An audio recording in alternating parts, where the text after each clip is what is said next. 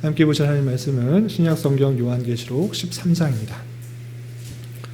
8월 13일 요한계시록 13장을 읽는 날인데 전체를 살펴보지는 않고요. 13장 9절 10절을 읽고 전체 흐름 속에서 이 내용이 갖는 의미가 무엇인지 좀 살펴보도록 하겠습니다. 요한계시록 13장 9절 10절 말씀, 신약성경 412쪽 전후를 보시면 되겠습니다. 함께 봉독합니다. 누구든지 귀가 있거든 들을지어다. 사로잡힐 자는 사로잡혀 갈 것이요 칼에 죽을 자는 마땅히 칼에 죽을 것이니 성도들의 인내와 믿음이 여기 있느니라. 아멘. 이 시간에 여기까지 나오신 여러분들 위해 하나님이 크신 은혜가 함께하기를 진심으로 기원합니다. 계속해서 요한계시록 말씀을 읽어나가고 있습니다. 요한계시록을 한 장 한 장 읽으면 아시겠지만 그 내용이 쉽게 이해되지 않습니다. 많은 상징과 또 예표들로 되어 있어서 이게 무슨 뜻을 의미하는지 한번 그대로 읽어서는 잘 알지 못합니다. 그래서 건전한 해석 그리고 건전한 내용들을 바탕으로 이 전체 내용을 이해하는 것들이 필요하고, 어렵다, 힘들다, 이해하기 쉽지 않다, 그래서 멀리하는 것이 아니라 하나님께서 이 책도 우리에게 주신 책을 우리가 읽어야 될 책으로 주셨기 때문에 듣고 읽고 듣고 또 그 말씀을 지켜 행하는 그런 삶의 모습으로 나아가야 될 것입니다. 그래서 처음 접하신 분들은 쉽지 않지만 이렇게 어려운 책도 있구나 이렇게 생각하고 다음에 읽을 때는 이것이 또 의미하는 것이 무엇인지 더 깊게 깨달을 수 있기를 바랍니다. 제가 여러분들 이해를 돕기 위해서 요한계시록 구조에 대해서 설명했습니다. 혹시 기억나시는지 모르겠지만 이해를 돕기 위해서 요한계시록 22장을 처음과 끝을 나누고 세 가지 이야기가 있다 이렇게 알려드렸습니다. 기억나시나요? 기억나셔야 되는데 여러 부분으로 나눌 수 있는데 너무 복잡하게 또 잘 세부적으로 나누면 힘드니까 일단 처음과 첫인사 서론 부분과 끝 부분을 떼어놓고 세 가지 이야기가 있다 이렇게 말씀드렸습니다. 첫 번째 이야기는 무엇이냐면 땅에 있는 교회와 또 천상 교회의 이야기다라고 말씀드렸고, 또 두 번째 이야기는 무엇이냐면 재앙에 대한 내용인데 일곱 인, 일곱 나팔, 일곱 대접에 대한 이야기다. 하나님께서 이 세상을 어떻게 통치하시는가를 다양하게 입체적으로 설명하기 위해서 일곱 인, 일곱 나팔, 일곱 대접을 환상으로 보여주셔서 상징적인 의미로서 어떻게 하나님께서 이 세상을 다스리고 또 사단이 교회를 어떻게 핍박하는지 상징적인 용어를 들어서 설명하고 있다 이렇게 말했습니다. 그리고 세 번째 이야기는 무엇이냐면 그 모든 영적 전쟁 가운데 최후의 모습이 어떻게 될 것인가, 승리한 모습이 어떻게 되는 것인가, 교회가 이 땅에서 승리하고 나서 최후의 모습은 어떻게 될 것인가, 그것에 대해서 이야기가 나오고 있습니다.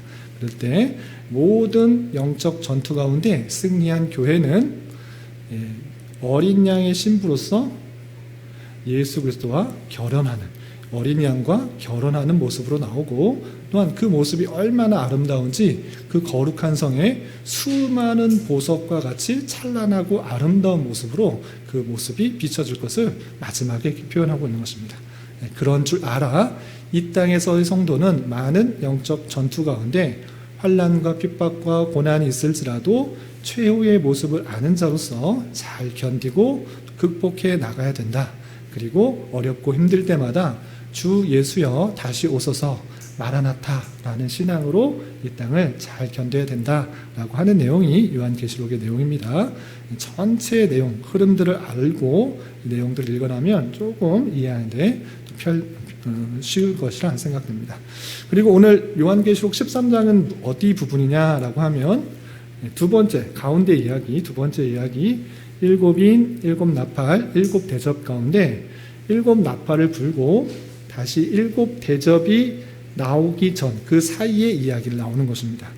그러니까 이 일곱이라는 것은 하나님의 통치, 또 재앙, 섭리 그 전체를 표현하고 있는 것인데, 그 중에서 이 땅의 교회가 사단과 어떤 관계 가운데 이 땅을 살아가고 있는지를 잘 보여주고 있는 것입니다. 그래서 이 부분을 읽으면 세상에서 교회가 어떠한 모습 가운데 살아가게 되는지 그것을 알 수 있습니다. 어떻게 표현하고 있는지 핵심적인 그 상징, 환상들을 이야기를 해드리도록 하겠습니다. 11장에서는 두 증인을 환상을 본 것을 통해서 교회가 어떤 현실을 만나게 되는지를 알려주고 있고, 또 12장에서는 여자와 용의 환상을 통해서 교회가 어떠한 모습 가운데 세상에 직면한 현실, 만나는 현실이 어떤지를 또 환상 속에서 알려주고 있습니다.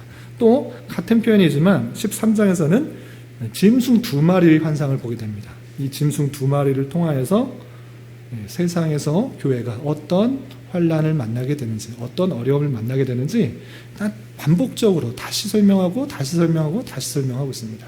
그 내용들을 좀 살펴보도록 하겠습니다. 한 장 한 장 읽으신 분도 이해가 되시겠지만 처음 들으시는 분들을 위해서 제가 요약적으로 설명하겠습니다. 11장에서는 두 증인의 환상이 나옵니다. 그 두 증인의 권세가 있는데 그 두 증인 권세는 어떤 권세가 있느냐? 여기서 증인은 누구냐면 우리가 교회, 하나님의 택하신 백성들, 교회를 뜻하는 것입니다. 그 교회의 권세가 어떤 권세인가 11장 5절과 6절에 이렇게 나와 있는데 우리 한번 각자의 성경을 좀 찾아보도록 하겠습니다. 두 증인이 받은 권세가 어떠한 권세인가? 모세와 엘리와 같은 권세인데 우리 한번 같이 읽어보겠습니다. 찾으셨죠? 11장 5절 6절 함께 봉독합니다. 시작. 만일 누구든지 그들을 해하고자 하면 그들의 입에서 불이 나와서 그들의 원수를 삼켜버릴 것이요 누구든지 그들을 해하고자 하면 반드시 그와 같이 죽임을 당하리라. 그들이 권능을 가지고 하늘을 닫아 그 예언하는 날 동안 비가 오지 못하게 하고 또 권능을 가지고 물을 피로 변하게 하고 아무 때든지 원하는 대로 여러 가지 재앙으로 땅을 치리로다. 두 증인이 어떤 권세를 갖고 있는지 설명하고 있는데 그 권세가 참으로 놀랍고 신기한 것을 볼 수 있습니다. 이 표현들은 구약의 모세 그리고 엘리야 때 설명되었던 그런 표현인데 그것을 그대로 인용하면서 이렇게 이 두 증인, 교회가 큰 권세를 가지고 있다라는 것들을 알려주고 있습니다.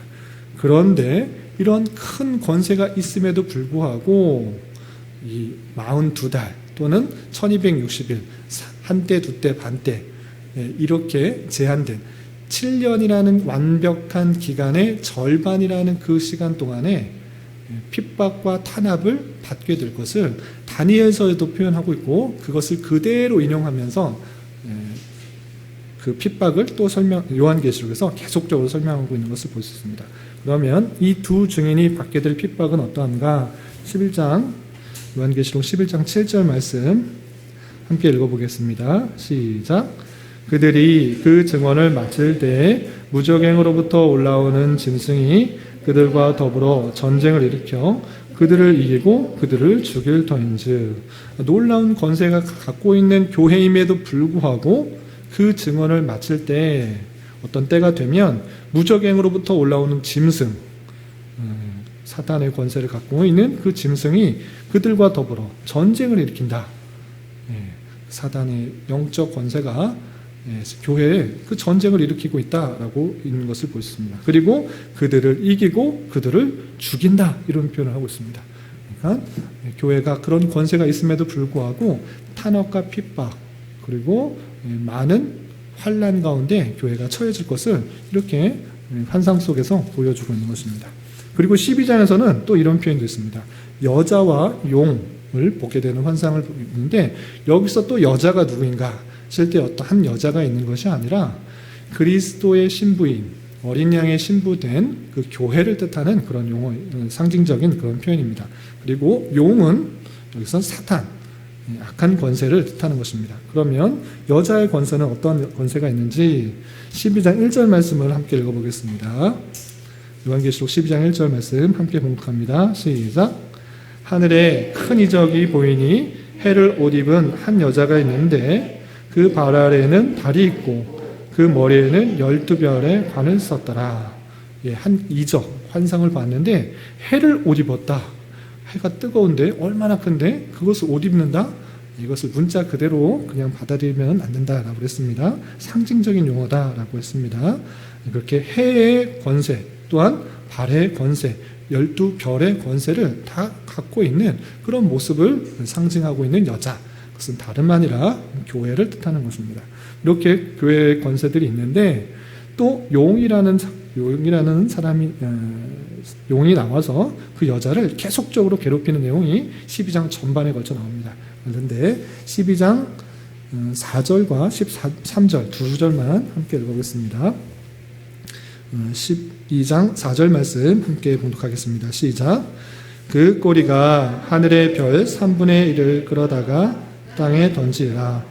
용이 해산하려는 여자 앞에서 그가 해산하면 그 아이를 삼키고자 하더니, 예, 용이 해산하려는 여자를 무엇이냐면 그 교회가 해산하여서 아이를 낳을 것을 표현하고 있는데 이 아이는 다른 아이가 아니라 우리를 구원해 주실 예수 그리스도를 뜻하는 것입니다.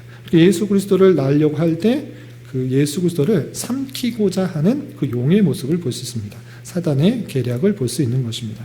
그리고 그런 내용들이 쭉 있는데 13절 건너뛰어서 13절 말씀 함께 봉독하겠습니다. 시작. 용이 자기가 땅으로 내쫓긴 것을 보고 남자를 낳은 여자를 박해하는지라. 예, 사단이 여자를 박해한다. 사단이 교회를 계속적으로 박해한다. 이것이 이 땅에서의 세상에서 살아가는 교회의 모습으로 비춰지고 있는 것입니다. 계속적으로 사단은 교회를 핍박하고 공격하고 박해하는 그런 모습 가운데 있을 것을 상징적인 용어 또 환상을 통해서 알려주고 있는 것입니다. 그리고 오늘 말씀 일기 본문인 13장에서도 짐승 두 마리를 통해서 계속적으로 교회가 핍박당할 것을 표현하고 있는 것을 볼 수 있습니다. 13장 6절 7절 말씀, 그 용으로부터 권세를 받은 두 짐승이 나옵니다. 첫 번째 짐승은 어떤 모습 가운데 우리를 핍박하게 되는지 쭉 서 있는데 6절 7절 말씀만 함께 봉독하겠습니다. 13장 6절 7절 함께 봉독합니다. 시작. 짐승이 입을 벌려 하나님을 향하여 비방하되 그의 이름과 그의 장막 곧 하늘에 사는 자들을 비방하더라. 또 권세를 받아 성도들과 싸워 이기게 되고 각 족속과 백성과 방언과 나라를 다스리는 권세를 받으니, 예, 첫 번째 짐승, 용으로부터 권세를 받은 첫 번째 짐승이 나오는데 그 짐승은 바다에서부터 나왔다라는 그런 표현이 있습니다. 그런데 그 바다에서 나온 그 짐승이 어떤 모습을 벌리는가? 입을 벌려서 하나님을 향하여 비방을 하는 것입니다. 신성을 모독하는 것입니다. 하나님이 높은 줄 모르고 자신이 높은 줄 알고 하나님을 비방하는 그런 모습 가운데 이 짐승이 나타나는 것입니다. 그리고 하늘에 사는 자들을 비방하는 것입니다. 하나님의 택하신 백성조차 그 무서운 줄 모르고 계속적으로 비방하는 그런 모습이 있습니다. 이 모습이 어떤 모습인가? 각 나라와 방언과 백성을 다스리는 권세를 받으니 라고 했을 때 세상을 다스리는 정치 권력, 하나님을 알지 못하고 자신이 최고인 양, 내가 기독교인들을 제대로 다스려 주겠다, 너희들 종교생활 잘 할 수 있도록 해 주겠다, 자신의 역할들 모르고 자신의 위치도 모르고 자신이 하나님보다 더 높은 양, 그렇게 행하는 그런 정치적 지도자들이 나타나게 되는 것입니다.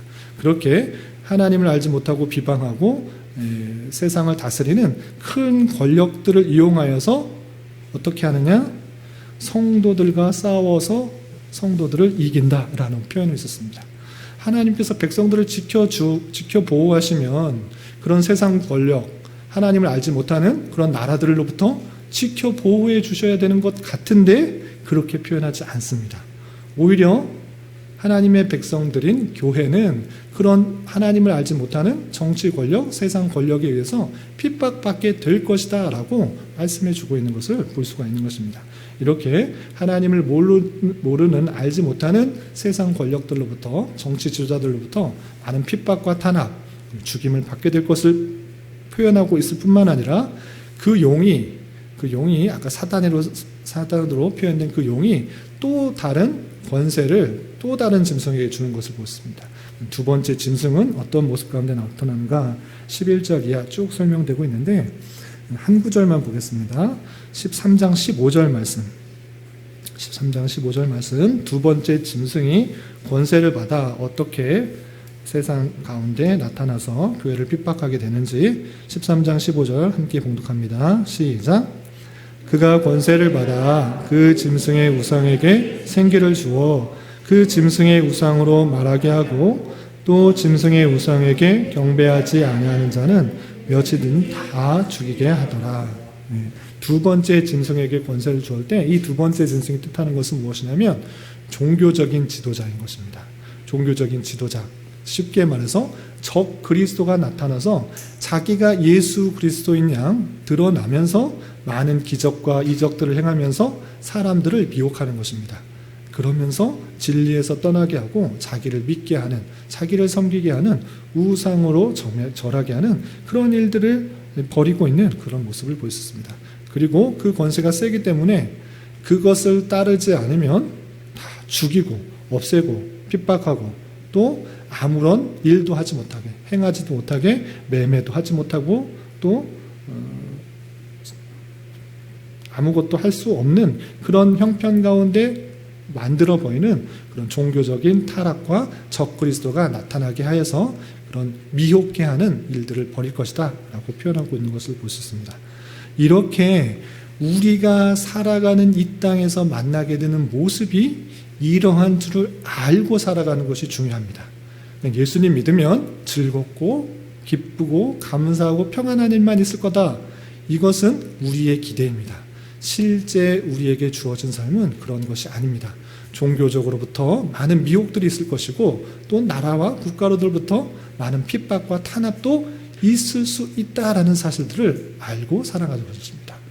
그렇게 눈에 보이지 않는 영적 세계가 우리에게 펼쳐져 있는 줄 알아 우리가 이 땅에서 살아갈 때는 그러한 삶이 있는 줄 알고 그런 삶을 대비하면서 살아가야 되는 것입니다.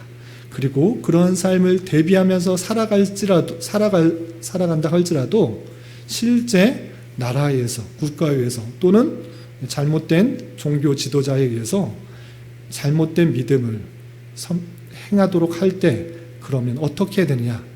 그럴 때 어떻게 살아야 되는지가 오늘 읽었던 그 부분입니다. 9절 10절 말씀, 우리는 잘못된 믿음으로 나가게 하고 또 영적으로 잘못된 길로 나가게 하는 그런 핍박과 탄압 속에서 어떠한 삶을 살아가야 되는지 10절 말씀 함께 읽어보겠습니다. 시작.